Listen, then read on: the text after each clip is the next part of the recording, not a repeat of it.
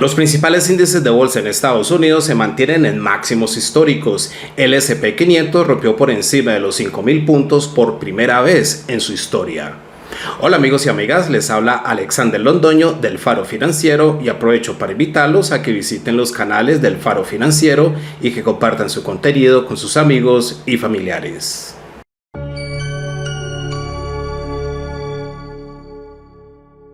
Durante la semana pasada, los principales índices de bolsa en Estados Unidos mantuvieron su impulso alcista y el S&P 500 llegó a romper por encima de los 5.000 puntos. El Nasdaq 100 llegó a visitar los 18.000 puntos y el Dow Jones se acerca a los 39.000 puntos. Vamos a ver si para esta semana se mantiene el impulso alcista en Estados Unidos con el dato de inflación y de ventas minoristas.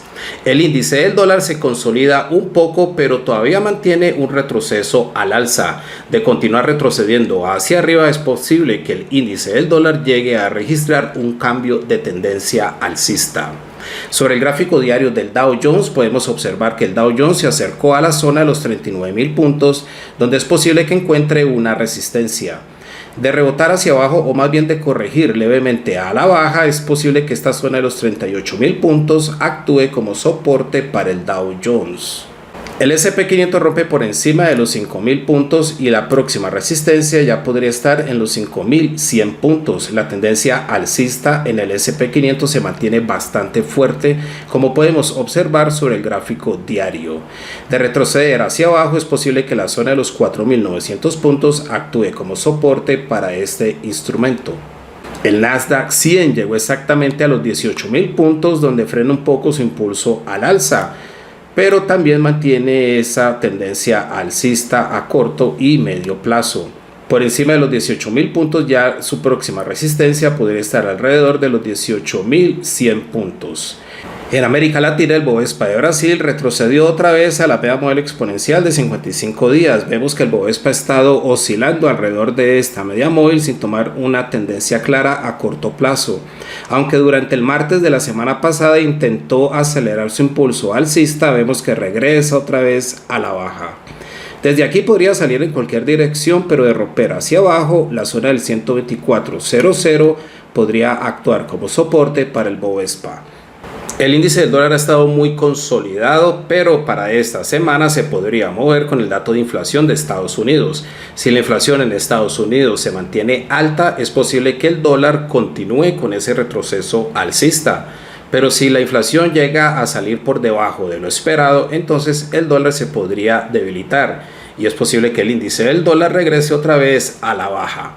Sobre el gráfico diario del índice del dólar, vemos cómo el índice del dólar se ha consolidado alrededor del 104.00 y vemos cómo ha estado cambiando de dirección o de tendencia, porque de llegar a romper por encima del 105.00, entonces el índice del dólar podría estar cambiando de tendencia al alza, especialmente si la media móvil exponencial de 55 días llega a cambiar de dirección y se llega a cruzar por encima de la media móvil exponencial de 200 días.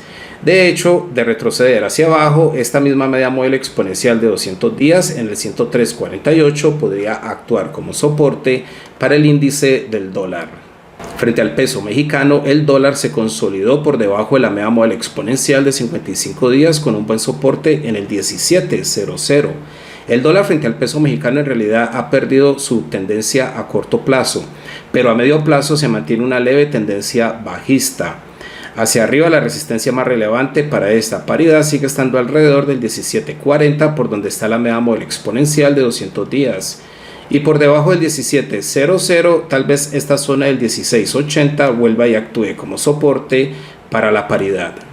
Frente al real brasileño, vemos que el dólar encontró una resistencia en el 5.00 y regresa a la media móvil exponencial de 200 días en el 4.95. Un poco más abajo, el 4.90 también podría actuar como soporte para esta paridad, la cual también se mantiene en una zona de congestión. Incluso de llegar a romper por debajo del 4.90, el dólar frente al real brasileño seguiría en esta zona de congestión, con un buen soporte alrededor del 4.85. El oro estuvo muy consolidado durante la semana pasada, pero eso es debido a que el dólar también estuvo muy consolidado. Recordemos que esos dos instrumentos tienen una correlación inversa entre ellos. Y si el dólar no se mueve demasiado, el oro tiende a quedarse quieto también. La plata retrocede levemente hacia arriba, mientras que el crudo también retrocede al alza, pero es posible que el petróleo llegue a zonas de resistencia. Sobre el gráfico diario del oro, vemos como el oro mantiene un buen soporte en la media móvil exponencial de 55 días.